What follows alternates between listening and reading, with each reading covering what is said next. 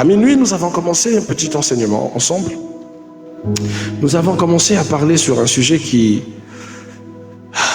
est très très important et dont je souhaiterais peut-être pas finaliser aujourd'hui, mais développer encore davantage. Notre thème était la pression de la barre haute.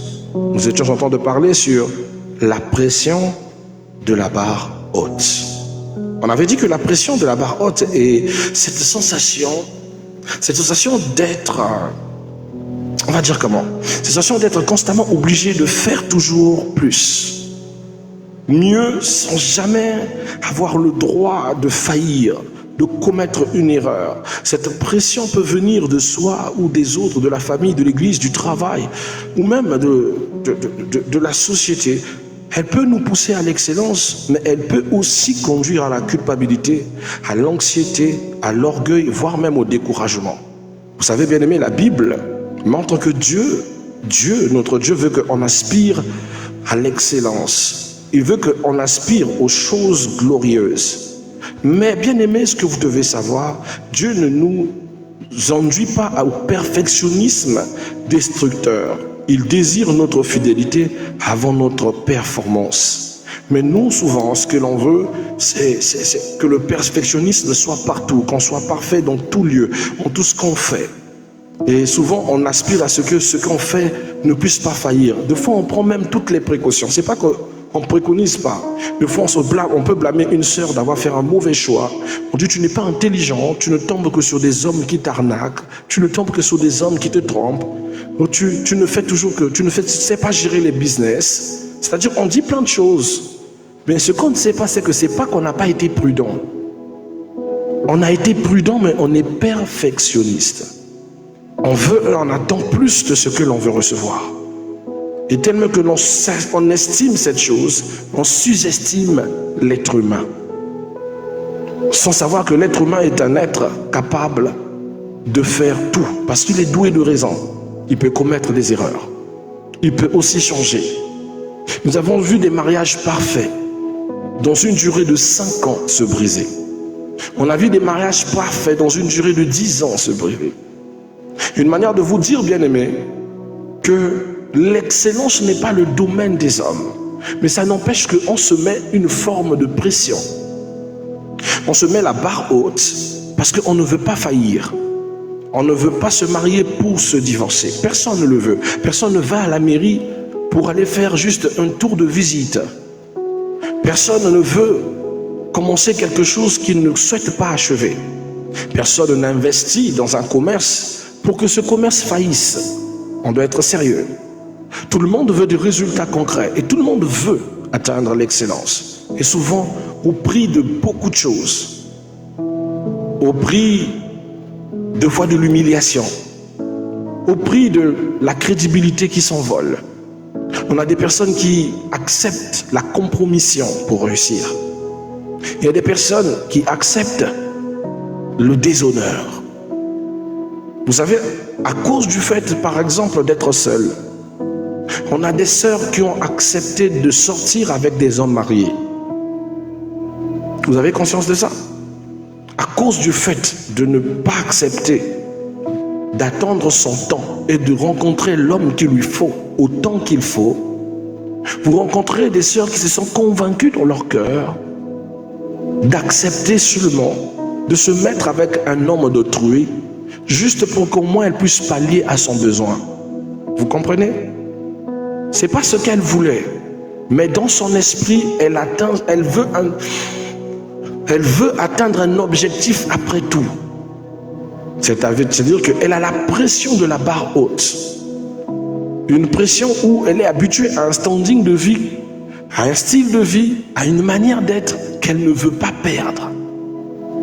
Donc elle peut accepter cette concession-là. Vrai que c'est humiliant, c'est dégradant.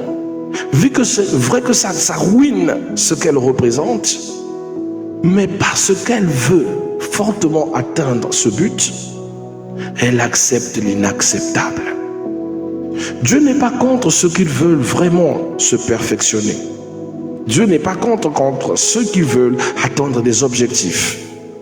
Mais bien aimé, ne laissez pas la pression de la vie, la pression de la barre haute, c'est-à-dire du proving, vous poussez à accepter de pactiser avec le diable, de perdre tout ce qui vous est précieux, de vous compromettre au point de perdre tout ce qui est qualitatif en vous. Dieu veut que vous réussissiez, mais Dieu ne vous met aucune pression. Il est là pour vous assister dans votre processus. Mettez-lui votre confiance et arrêtez de penser que Dieu vous accompagne dans vos concessions. Parce que ce que Dieu ne veut pas, c'est que vous humiliez votre vie, que vous vous ridiculisez, que vous perdiez toute crédibilité en compromettant votre cœur, votre vie pour du n'importe quoi. Qu'est-ce qu'il faut comprendre de la pression? Vous devez comprendre, c'est que la pression apparaît lorsque une personne croit que sa valeur dépend uniquement de ses performances. La pression, elle commence lorsqu'une personne pense en elle-même que sa valeur dépend de sa performance. Cette pression peut produire une peur permanente d'échouer, une fatigue émotionnelle, un besoin d'approbation, une perte de joie, un perfectionnisme maladif et une difficulté à accepter ses limites. Pourquoi? Parce que vous vous dites en vous que si vous devez y arriver, si ce mariage va mettre du temps, c'est que vous en avez la responsabilité et que tout dépend de vous. Vous devez savoir que par exemple dans ce mariage ou même dans votre business, vous n'êtes pas le seul acteur fonctionneur. Ça veut dire que dans le mariage, vous n'êtes pas le seul à avoir la responsabilité du fonctionnement de votre mariage. Il y a vous, il y a votre partenaire. Mais il y a aussi une troisième entité qui participe et qui est le nœud de votre mariage, qui est le coach de votre mariage, qui est votre force, c'est Dieu. Même pareil dans le business, vous commencez une activité, vous devez comprendre que vous n'êtes pas le seul. Vous travaillez en collaboration avec le Seigneur. J'aimais un musulman que j'aimais beaucoup. Vraiment un monsieur qui m'a beaucoup conseillé. Il dit, dans ma tête, quand je fais mes activités, je me considère comme une SARL. SARL, c'est-à-dire société anonyme à caractère lucratif. Donc, c'est à vous de voir le reste des sigles. Dans ce genre de société, normalement, vous n'êtes pas seul. Vous travaillez et des collaborateurs. Votre subvention, votre capital, vous n'en êtes pas le seul auteur. Il dit, pour lui, il travaille comme dans une salle parce qu'il travaille avec Dieu. Et Dieu est son collaborateur le plus primordial. Voilà pourquoi il ne rate jamais ses prières. Il ne cesse pas de faire des doigts. Et il continue à faire le partage des dons parce qu'il sait qu'il a un collaborateur qui lui donne les marchés, qui lui permet de faire l'exécution et de pouvoir atteindre ses buts. Il ne garde pas la pression de ce qu'il ne peut pas gérer. Parce que ça ne le concerne pas, ce n'est pas son fardeau. Comment est-ce que les clients vont venir vers lui? Quelles sont les portes qui vont s'ouvrir? Ça, c'est le domaine de Dieu. Le domaine où Dieu lui a donné, c'est le talent d'exécuter. Son talent pour construire des maisons, pour faire des vitres, pour les carreaux, pour trouver tout ça, c'est son talent. Le talent de Dieu serait de jouer pour lui un grand rôle dans l'impact, dans le marketing, dans la disposition, dans la planification avec les anges. Vous devez savoir où est votre place pour éviter la pression.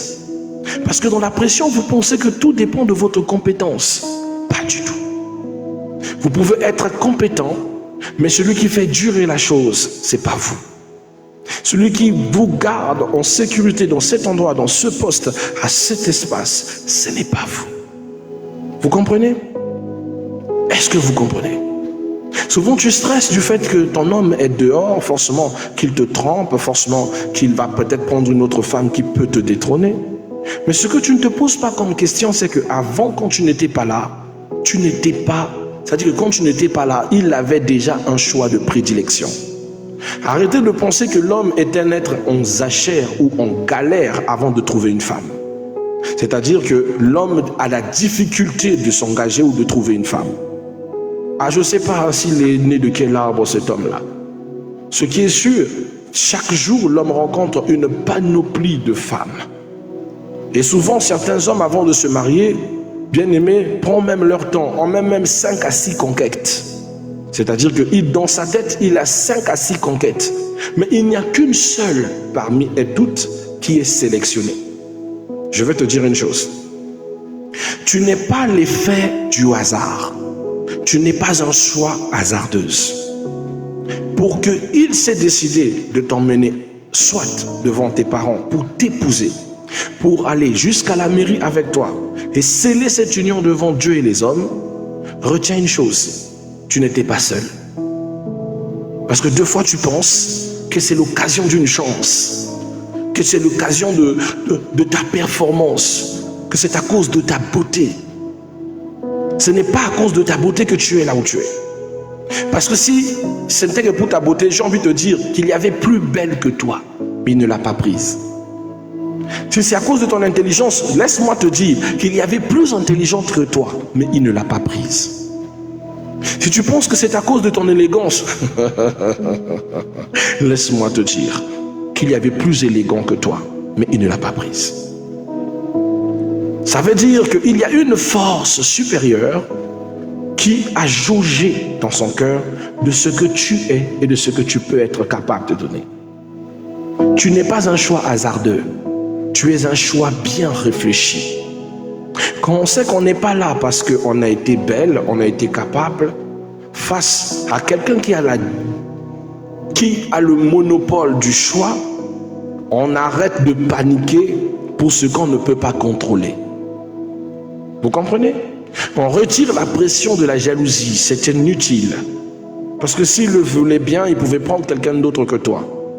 On travaille sur son mariage, on travaille sur l'amélioration de son couple, on travaille sur l'avancement de vos projets communs, on travaille sur l'amour qui ne doit pas s'éteindre, on travaille sur autre chose et non sur avec qui il est, qui l'a écrit, qui l'appelle, il dort où, il fait quoi.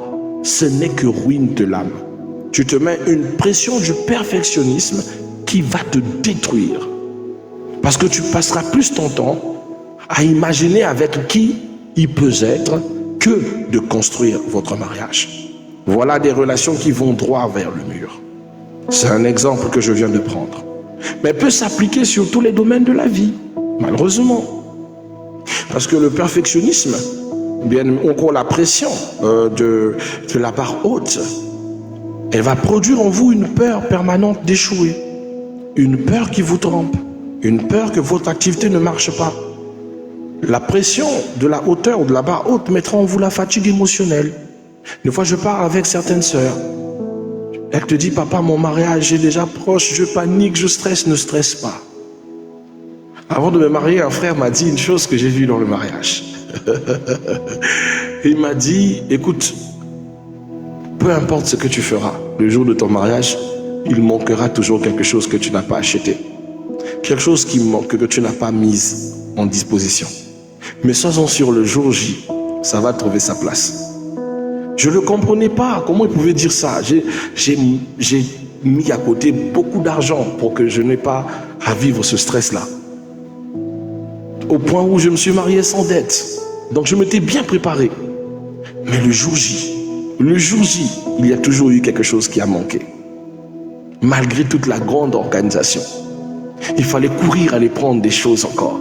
Il fallait déléguer encore un peu de somme d'argent pour aller acheter quelque chose qui manquait.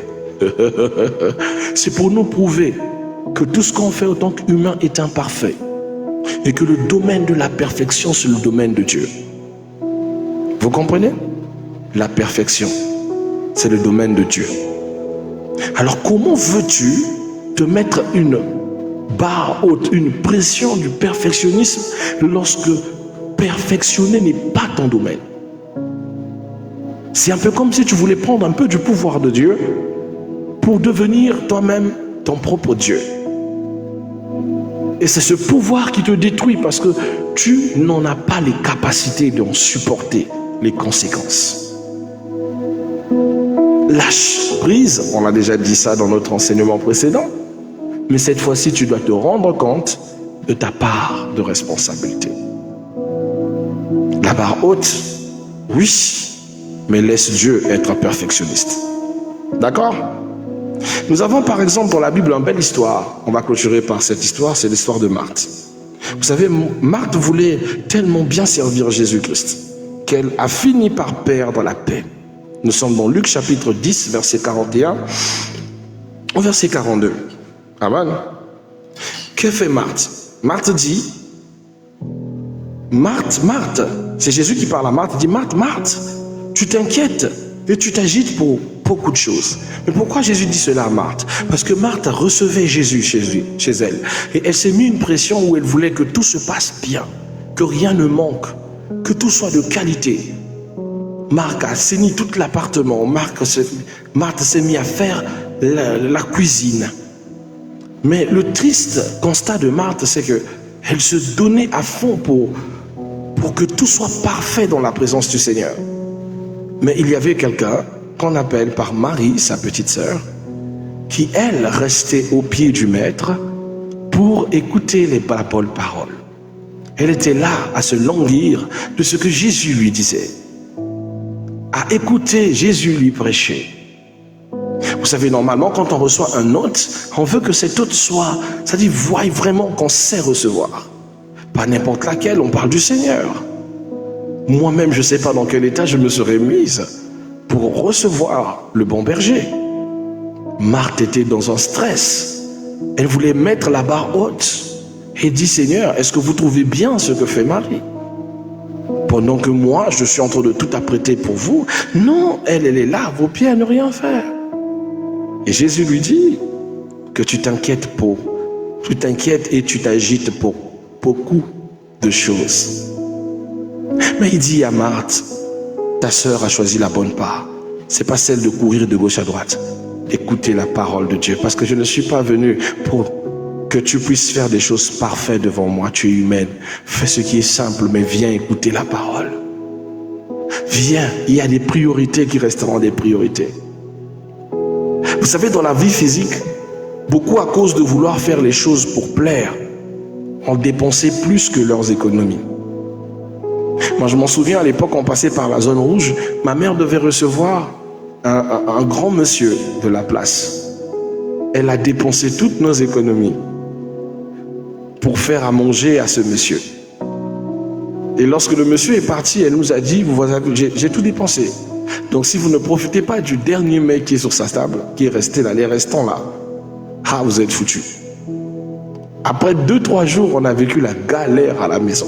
Vous imaginez qu'elle a puisé toutes les ressources juste parce qu'elle voulait bien recevoir ce monsieur. Et nous, on a passé 2 jours de galère à la maison. Souvent, quand vous voulez tellement bien faire les choses, vous ne réalisez pas ce qu'il va en découdre juste après. Certaines personnes se sont appauvries pour prouver, sont appauvries pour mieux faire, se sont ruinées pour, soi-disant, se faire apprécier. C'est ça le problème avec la barre haute. Je dois faire une fête d'anniversaire à la hauteur de mon... Tu as quelle hauteur, ma sœur? Fais juste un petit repas de famille, invite tes amis et connaissances qui vient avec un cadeau. Gloire à Dieu. Non, tu vas te faire une fête chic, décoration de marque. Tu as pris une belle place, une salle au centre-ville. Et tu as précisé, tenue exigée d'entrée, tarakotika, je ne sais pas quoi, vos histoires que vous avez pris je ne sais où. L'ensemble de la salle et tout vous coûte une blinde. C'est plus que vous recevez comme salaire. Et vous êtes content parce que vous avez fait ça pour montrer aux gens que c'était l'anniversaire de la reine. Et pour à la fin sortir avec 0 plus 0 moins 0 égale à 0, rien dans votre fond. Des fois vous espérez de votre cadeau. C'est là où vous vous rendez compte que les cadeaux qu'on vous emmenez, surtout si c'est dans les enveloppes, c'est nul. Ça ne comble même pas votre perte, votre investissement. À la fin de l'anniversaire splendide, c'est la galère de plusieurs jours. Et tu entends quelqu'un te dire, papa, il faut de fois faire tes choses pour réjouir le cœur. Et c'est encore toi qui viendras m'harceler dans mes commentaires ou encore en privé, papa, prie pour mes finances. Prie pour mes finances. Prie pour mes finances. Vous êtes terrible, hein, sincèrement. Lorsque Dieu t'a donné des finances stables, tu as les jeter dans des bêtises où tu pouvais tout simplement faire à manger. Chez toi, tu fais une belle table, on fait à manger, on mange. Non, toi, c'est madame qui doit prouver. Tu es dans la pression de la barre haute. On me considère comme mère Moko. On me considère comme maman la présidente. On me considère comme monsieur Intel. Mais si tu n'as pas la suffisance de ça, ne le fais pas. Après, tu entends la soeur qui te dit, papa, attention. 2 jours après son anniversaire, hein, attention, Kitty, papa, attention, Kitty. Ah, va pas si, papa, attention, Kitty. Attention, Kitty, c'est la galère. C'est la galère pré-anniversaire. Toute la grande dépense qu'elle a fait là. Elle ressent maintenant le retour back. Les gens ont mangé, les gens se sont enjoy it, ils sont rentrés chez eux. Toi, tu n'es resté qu'avec les cadeaux. Tu ouvres le premier cadeau, c'est le portrait, ton visage. Tu ouvres le deuxième cadeau, bon, l'un a dit qu'il va au moins t'offrir un petit, je ne sais pas, hein, un petit symbole là, ou un petit coffret. L'autre t'a offert un petit bijou, pas aussi bijou de garantie.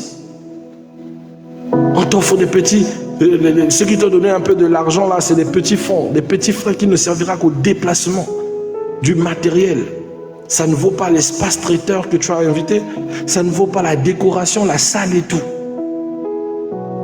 Non, un moment, soyons sérieux, laissons ces bêtises-là. Vous ne me verrez jamais faire ce genre de conneries. Je vais célébrer mon Seigneur pour ce qu'il m'a fait, pour mon anniversaire. J'organise quelque chose de simple chez moi ou dans un espace que je saurais bien prendre. Je fais simple, pas d'embêtement dans les décorations inutiles. J'appelle ceux qui sont proches. On mange, on célèbre, c'est fini. Et ça doit être dans le paramètre de ce que je reçois. Est-ce que vous savez qu'il n'y a pas petites choses dans ce monde? Il y a des petites choses, mais quand les autres voient, ils voient une grosse impact. Mais des fois, tu fais une grande chose, tu t'habilles en robe et je ne sais de quoi, on te fait asseoir sur une chaise, on dirait je ne sais de qui. Mais tout le monde qui regarde cette photo ou cette fête ne voit que la prétention et il ne voit pas la beauté de ta fête. C'est ça le problème. Et même s'ils voyaient et qu'ils appréciaient, ce n'est pas leurs finances qui souffrent, c'est les tiennes. Ce ne sera jamais les finances des autres qui souffriront à vos places, c'est les vôtres. Après, papa, je suis axifié, je suis encore dans les têtes, je sens le rouge arrivé, papa. Actuellement, je suis dans le rouge, tu n'es pas encore bien dans le rouge. Parce que vraiment, tu aurais pu éviter ça. Tu aurais pu éviter ça en arrêtant de te mettre la pression sur toi. Et ceux pour lesquels tu as mis la pression, le lundi, retrouvent leur vie normale. Ils vont faire comme dans cette émission que je n'aime pas, que mon épouse suit souvent. Un mariage, je ne sais pas quoi là. Hein? Vos trucs que vous regardez sur les réseaux là. Mon épouse regarde souvent ça. J'aime pas cette émission. C'est elles qui vont faire la critique. J'étais allé à la fête de la sœur Ruth et il manquait le sel. Elle avait fait des canapés, mais ce n'était pas croustillant. Oui, et il donne des notes, hein. Ça valait 1. Tant de choses qu'il avait fait, ça valait 2. Le gâteau n'était pas assez crémeux, ça mérite 3. Il te donne des points pour tes dépenses. Des points qui ne te valent même pas quoi que ce soit. Vraiment la robe que la sœur Ruth avait portée. Et ça, c'est une robe pour moi. Une robe qui t'attrape sur le cou comme ça. Tu te sens étouffé par ton propre argent. C'était quoi même? Moi, j'ai Wanda même. Non, tu n'as pas bien Wanda. Moi-même, j'ai Wanda, la sœur Ruth qui a beaucoup dépensé comme ça. Et qui t'a même invité pour venir critiquer à sa propre fête. Je vous assure, chacun va te mettre une pression. Bon, en plus, elle a fait 2 robes. Hein. Elle a porté la 2e robe. Donc la première robe, déjà, c'était vilaine et moche. La 2e robe, coucoulou, c'était encore grave. Tu as invité des critiqueurs à ta fête. Tu as invité des gens qui ne partagent même pas ton bonheur. Mais les vrais personnages qui tiennent à toi, qui t'aiment, tu les négliges. Parce que tu voulais faire du perfectionnisme. Donc quelque chose qui ne te rapporte rien.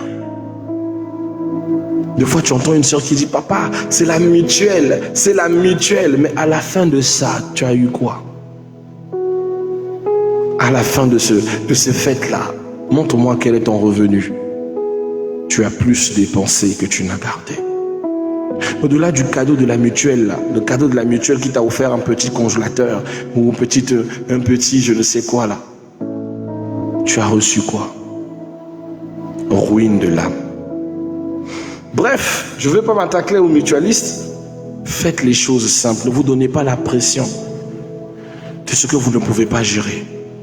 Ce que vous pouvez gérer, louange à Dieu.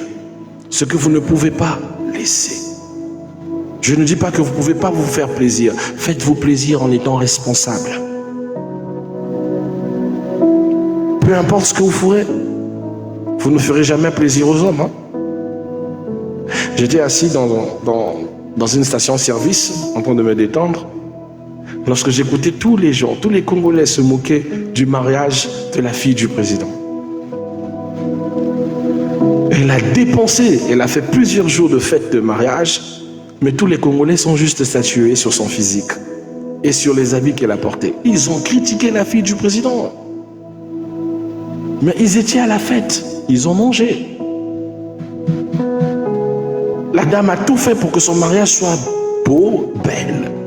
Mais elle n'a pas empêché la bouche des gens sur son mariage. Ruine de l'âme. Ça pouvait se passer même à cognito. Ça serait même mieux. C'est comme ça que moi j'ai fait mon mariage à cognito. Il n'y avait pas beaucoup de gens, j'ai pas invité tout le monde. Je ne suis pas l'ami de tout le monde. Je ne veux pas des gens qui vont venir se faire, oh non, la moquette ne glissait pas. 2, l'assiette n'était pas ceci. La robe de la mariée n'était pas cela. Même si ma femme était dans sa robe. J'ai refusé, j'ai choisi, j'étais très sélectif. Il y a des gens qui ont appris mon mariage que sur les photos, sur les réseaux sociaux. Quand j'ai publié, tu as ceux qui m'ont même insulté. Tu es mauvais, tu es méchant, tu as un gros cœur, tu as ceci. Tu sais ce que tu es. Tu as été chef de classe au collège, chef de classe au secondaire. Tu as été chef de classe partout. Tu as été chef de comité, président des syndicalistes. Tu as été ceci, tu as été responsable de ceci. Tu as géré le mec. Tu as failli tel dans ton travail. Tu as été superviseur. Tu as été, comment on appelle, adjoint je ne sais de qui, assistant RH. Tu as été RH dans une entreprise. Tu as donc la capacité d'inviter des gens et de vivre une fête somptueuse. Tu as servi ton pays dans les forces de l'ordre. Si tu donnes des invitations à tes amis d'armes, mais ton mariage sera waouh. J'ai dit non. J'ai fait 49 cartons d'invitation. Mon épouse est là. Je ne veux pas de ça. J'ai choisi ceux qui aiment mon bonheur et ceux qui ont souffert avec moi pour ce bonheur. J'ai choisi les personnes qui pourront apprécier ce bonheur comme moi. Et j'étais entouré que de ceux qui étaient dans la joie pour ce bonheur. Ma famille, mes proches et mes véritables amis. C'est tout. Tout le reste, c'était pas mon affaire. Il y a même d'autres qui m'ont refusé les invitations à leur mariage à cause de ça. J'ai dit, Yo, tu as raison. C'est que je suis pas. Si tu me refuses ça, c'est que tu as raison. Moi-même, je t'ai refusé ça parce que tu n'es pas mon véritable ami. Je ne te considère pas. Je ne veux pas que tu viennes critiquer mon mariage. Je ne veux pas que tu viennes être l'élément, l'épine sur le jour de ma célébration. Vous comprenez? Ne vous mettez pas la pression. Marchez avec ce qui vous mérite. Faites selon les moyens de vos capacités. Vous n'avez pas de quoi louer une limousine, faites simple. La pression de la barre haute. C'est ce qui a poussé beaucoup de personnes ici au Congo. Après le mariage, ils vivent pauvrement. Après le mariage, ils croulent dans les dettes. Après le mariage, ils n'arrivent même plus à s'assumer tellement qu'ils s'insultent. Big Moon, c'est à cause de toi, non? C'est à cause de toi que pour t'épouser, je suis allé prendre un emprunt de près de 10 millions, non? J'aurais pu faire je ne sais pas quoi, avec mes 10 millions, investir dans quoi je suis allé t'épouser. Après, c'est pour venir voir une femme impolie à la maison. C'est toi qui l'as voulu, frère. C'est toi. Et tu entends ton mari regretter d'avoir pris un emprunt pour votre mariage. Parce que vous avez eu la pression. Prenez votre temps. Moi, je ne me fâche jamais avec un frère qui me dit « Papa, on est fiancés depuis 2018, vraiment. Il est encore 2026. On n'a pas encore finalisé le mariage. » Papa, si tu n'es pas prêt, pardon, ne va pas emprunter. Attends encore, prépare-toi. Prépare-toi. Vous êtes déjà à quel niveau? Papa, on a acheté ceci, on a acheté cela. Continue à acheter. Parce que si tu commets l'erreur d'aller prendre un emprunt bancaire, tu vas lire l'heure seul.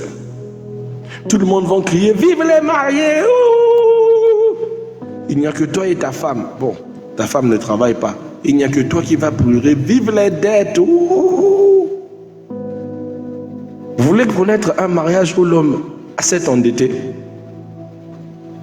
Où l'homme a beaucoup dépensé? Où ses stress sont dans ses finances? Regardez son humeur le jour du mariage. Il sourit avec personne. Il est là, même avec sa femme, il ne sourit pas. Il est juste là, écoute, finissons-en et quittons là. Il a tout fait. Il est fatigué. Ce qu'il veut, il veut pas. Il voit les hypocrites dans ça. Ils viennent, ils goûtent, ils font. Et des fois, il voit même les trucs dans le mariage qui chôment là, la nourriture qui reste. Ah!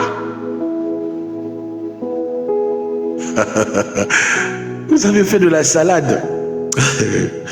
Ah, Seigneur. Que Dieu soit loué, que Dieu soit loué. Que Dieu bénisse la sœur Ketia. Je vais prendre cette partie-là, Ketia. La sœur Ketia a préparé de la salade à foison à son mariage. La qualité, mayonnaise, tout, concombre, tout, il y avait tout. Mais malheureusement, la sœur Ketia a prêté la salade pour des gens qui ne connaissent pas la salade. Elle a voulu bien faire. Mais les gens n'aiment pas la salade. Au point où les gens préféraient manger la mayonnaise avec autre chose. Ils ont fini tous les ingrédients qui accompagnent la salade. Ils ont attaqué la nourriture, ils ont tout fini. Ils ont laissé les crudités. Il y en avait comme ça. Il y en avait assez. Au point où moi qui suis un homme qui aime les crudités, j'étais aux anges. Mais malheureusement, je n'avais ni sauce vinaigrette pour manger avec. Je n'avais pas de mayonnaise parce qu'ils ont même piqué la boîte à mayonnaise. Mais exactement, la sœur Ruth, les crudités là coûtent cher. C'est même plus cher que d'aller acheter les poulets, les trucs des toumbas là, les histoires là. Hein, Ketia? La Ketia passe là, elle voit juste sa table bourrée de salade, mais les gens n'ont pas touché. Ça soit du côté du buffet des parents, ça soit le côté du buffet des amis et connaissances. On dirait que les habitants de Pointe-Noire, ce n'est pas des saladières. Ils ne mangent pas la salade, ils n'aiment pas les bonnes choses, quoi. Moi, j'étais dans la joie, j'étais en train de prendre mes concombres, de prendre mes tout. Je prenais, ils ont même bouffé les œufs sans la salade. Est-ce qu'on peut faire ça? Est-ce qu'on peut faire ça? Vous bouffez les œufs d'accompagnement et la mayonnaise et la sauce vinaigrette. Vous laissez que les feuilles. Ils ont dit à la sœur Ketia, toi tu as cru que nous on était tes moutons quoi. On va manger tes herbes. Ils ont laissé ces herbes. Quand il a Wanda avec les verbes, les herbes qui sont sur sa table. J'ai dit à l'espace traiteur, ramenez-moi les crudités, les bonnes parties, là je vais manger. C'est là où la fille de l'espace traiteur me dit, ah papa, toi au moins tu manges les crudités. Toi au moins tu aimes les crudités. Mais Dieu seul sait, vous êtes là, vous savez que les produits pour faire de la salade, les crudités là sont chères. Surtout en grande masse. Mais, et bébé non, oui. Vraiment. Ah! C'est ça. Donc je pense que si la sœur chrétienne savait, et qu'elle savait que là où elle va, les gens ne mangent pas la salade. Là. Il ne fallait même pas les trouver, les crudités.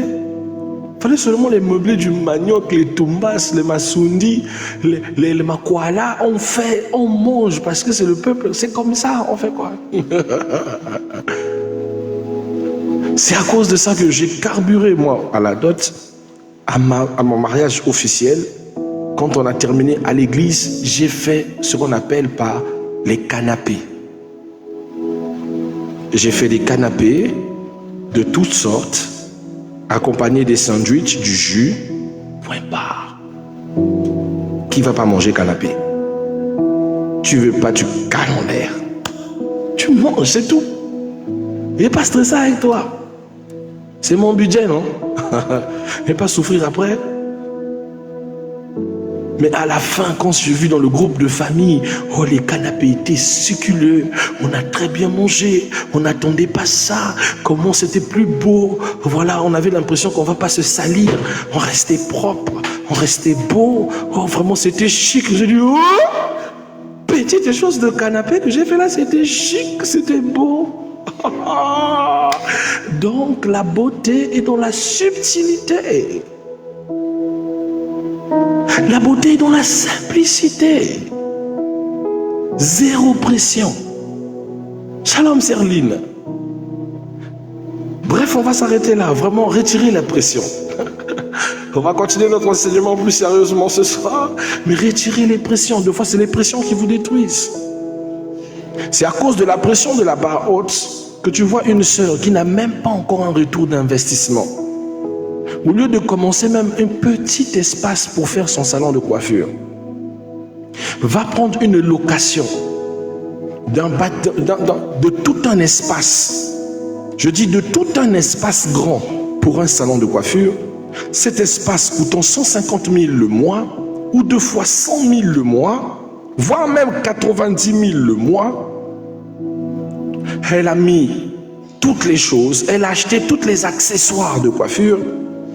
Je ne sais pas, tout ce que vous connaissez là, les trucs que vous mettez sur votre tête qui chauffent là pour faire le chignon et tout, les trucs de shampouinage, les trucs pour vous connaissez. Elle a ajouté les esthéticiennes, elle a ajouté tout ce qu'il faut pour les gens qui font les lavages des perruques et tout. Elle a fait tout ça en état. Et elle est étonnée que 4 mois plus tard, elles sont en faillite. Ah, ça c'est fort.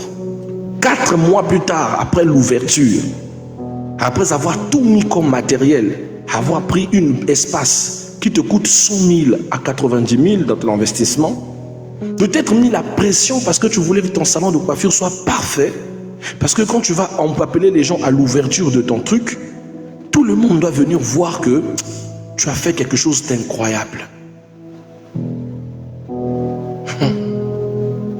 Mais 4 mois plus tard, échec.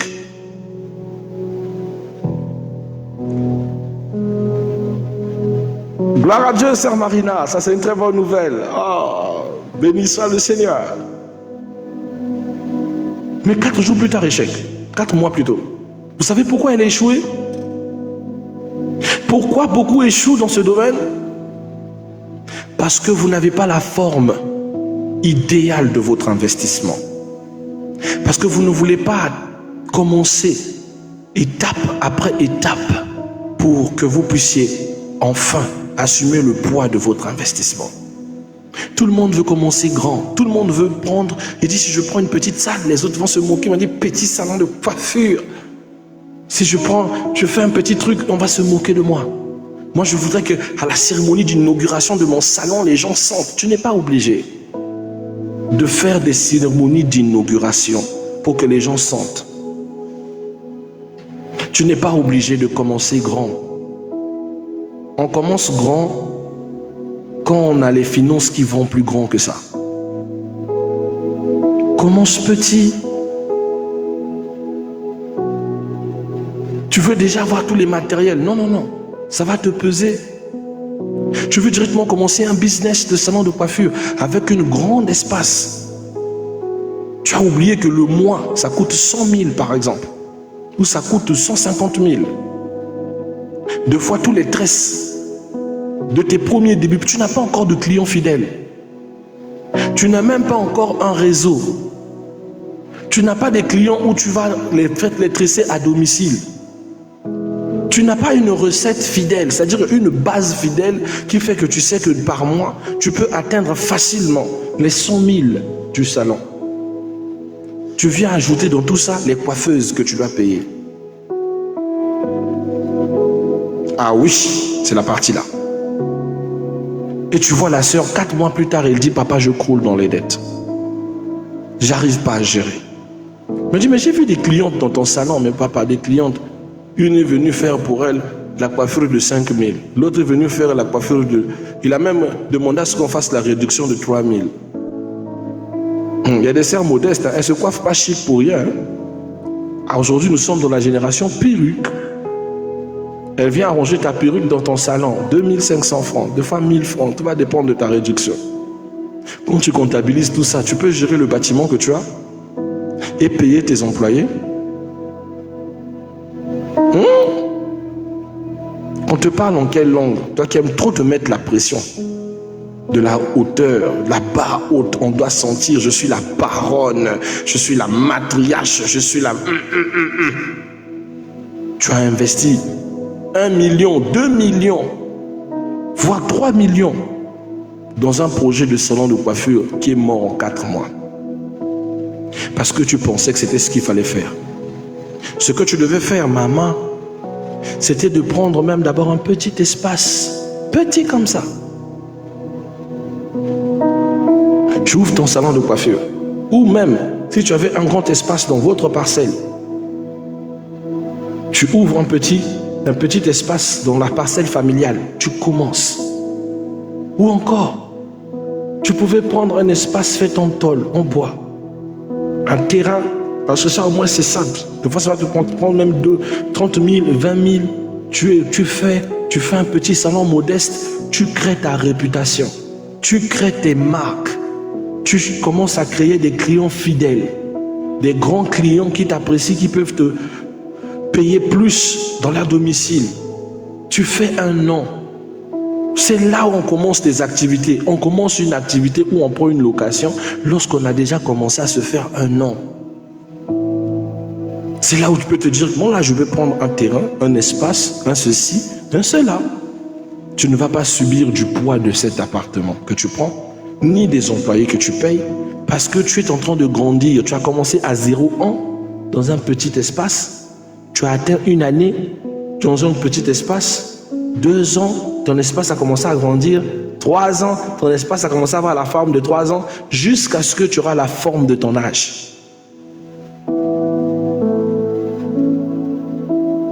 Mais quand tu mets la barre haute et que tu ne vérifies pas tes ressources, tu vas pleurer en téké, en gangoulou.